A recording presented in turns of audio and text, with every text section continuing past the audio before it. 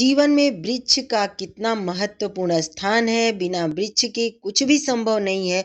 अंधाधुंध हो रही पेड़ों की कटाई खतरे की ओर संकेत है।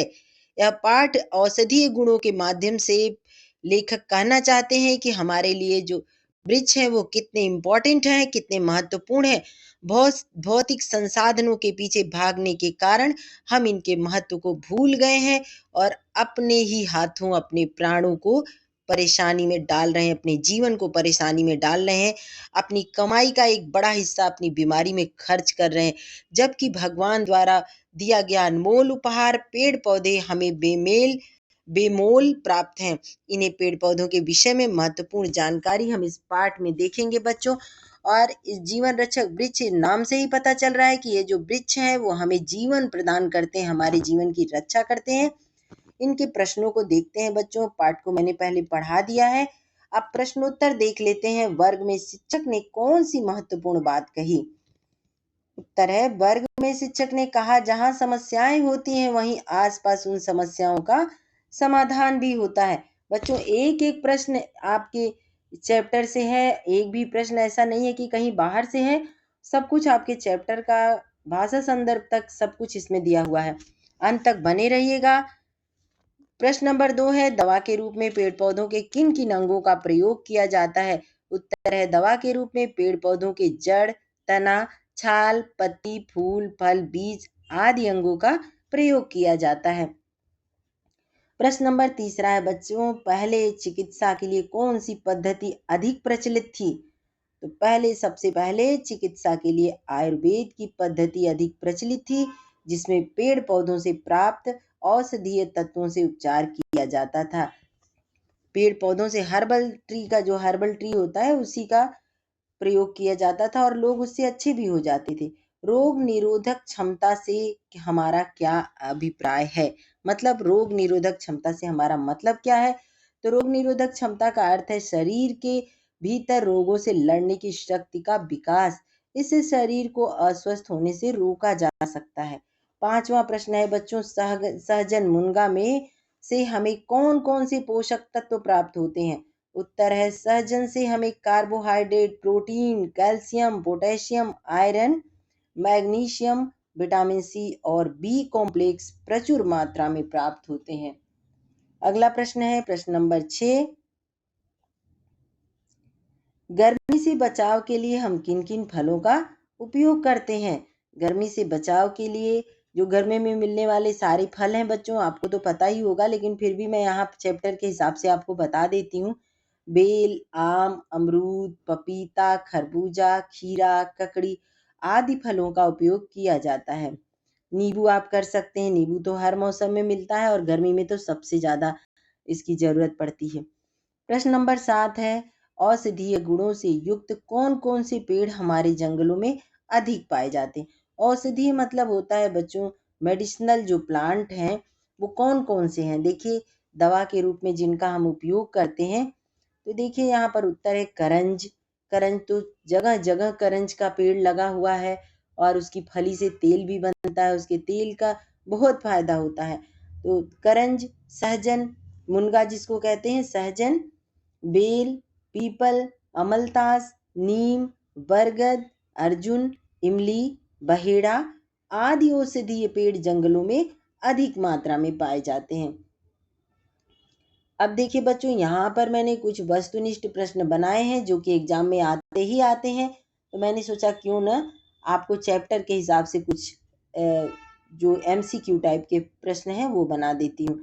तो चलिए देखते हैं, रमेश को खाने में क्या दिया गया था? ए है कायम, बी है अंगूर, सी है आम और डी है जामुन।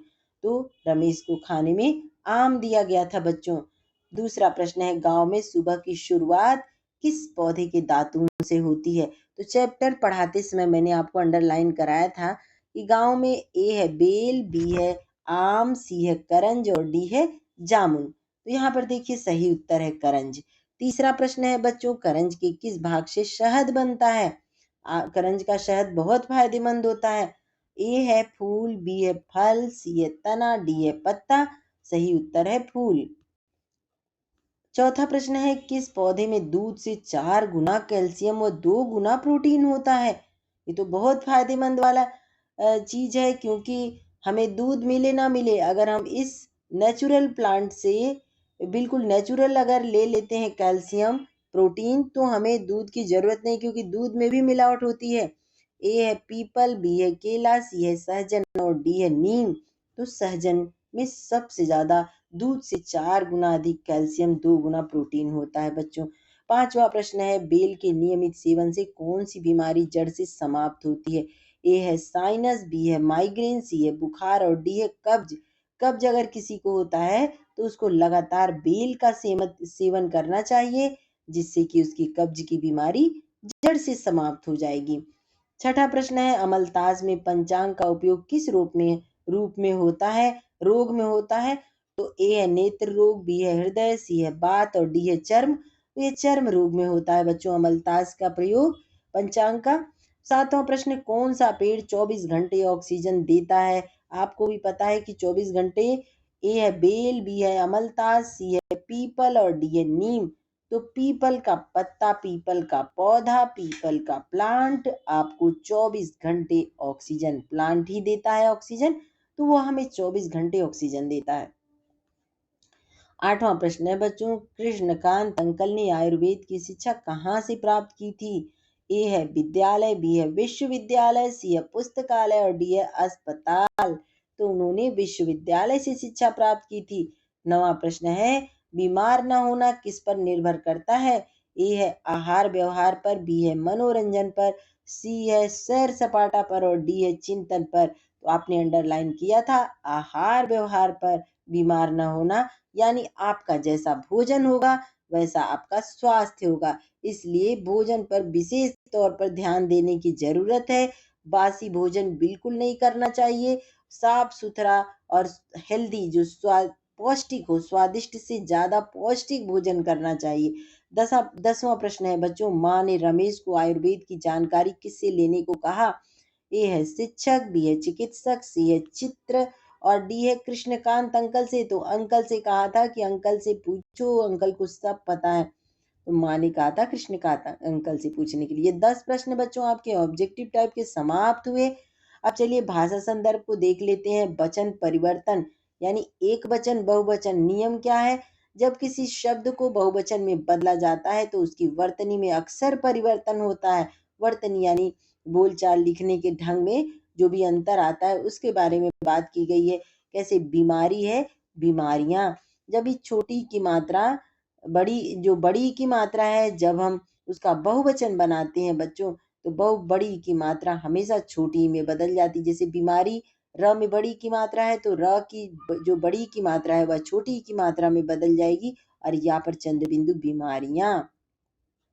यहाँ पर देखिए बॉक्स में लिखा भी हुआ है कि दीर्घ ई की मात्रा ह्रस्व ई में बदल जाती, यानी बड़ी की मात्रा छोटी में बदल जाती है, इसको ध्यान रखिएगा। वचन बदलिए, एक वचन और बहुवचन आपकी पुस्तक में आया हुआ है। तो एक वचन यहाँ पत्ती का एक वचन होगा पत्तियां, छोटी बड़ी की मात्रा छोटी में बदल गई। लकड़ी बड़ी की मात्रा है बच्चों, लकड़ियां छोटी की मात्रा। स्थिति, स्थिति का स्थितियां, छोटी की मात्रा छोटी में ही बदल के जाती है, छोटी में ही रहती है और बड़ी की मात्रा छोटी में बदल जाती है। इसको बहुत इंपॉर्टेंट है, बहुत ध्यान रखिएगा। श्रेणी में बड़ी की मात्रा है तो छोटी में बदल गई श्रेणियां। गर्मी में बड़ी की मात्रा है तो गर्मियां। नीति में छोटी की मात्रा है तो ये छोटी में ही बदलेगी, रहेगी। अब लास्ट में है बच्चों गद्यांश में विराम चिन्ह लगाइए। आज अपने मकान में बैठी हुई रोहिणी मुरली वाली की सारी बातें सुनती रही, यहाँ पर पूर्ण विराम लगा दिया गया है। ये देखिए यहाँ पर आज भी उसने अनुभव किया। यहाँ पर देखिए योजक चिन्ह, बच्चों के साथ इतने प्यार से बातें करने वाला फेरी वाला पहले कभी नहीं आया, पूर्ण विराम। फिर वह सौदा भी कैसा सस्ता भेजता है, बेचता है। और देखिए यहाँ पर एक्सक्लामेशन मार्क यानी विस्मयादि बोधक चिन्ह, भला आदमी जान पड़ता है, पूर्ण विराम। फिर अगला है समय की बात है, जो बेचारा इस तरह मारा मारा फिरता है। देखिए यहाँ पर योजक चिन्ह का प्रयोग और पूर्ण विराम। पेट जो न कराए सो थोड़ा, यहाँ पर हैरानी हुई है तो इसलिए थोड़ा यहाँ पर विस्मयादिबोधक या विस्मयादिबोधक का चिन्ह यहाँ पर लगाया गया है। तो चलिए बच्चों इसको यही समाप्त करती हूँ, मिलती हूँ मैं आपसे अगले वीडियो में। तब तक के लिए अगर आप इस चैनल पर नए हैं तो सब्सक्राइब कर लीजिएगा, लाइक करना, कमेंट करना और दोस्तों को अपने शेयर करना नहीं भूलिएगा। बच्चों, आगे से आप मुझे खुद सजेस्ट कीजिएगा कि मैं आपके लिए क्या वीडियो बनाऊँ। बहुत मेहनत करती हूँ आप लोगों के लिए, पर उतना मेरा वीडियो नहीं चलता है। आगे से मुझे लगता है बनाऊँ, ना बनाऊँ, इसलिए आप सजेस्ट कीजिए कि मैं कौन-सा वीडियो बनाऊँ, ताकि आप लोगों को अच्छा लगे। धन्यवाद।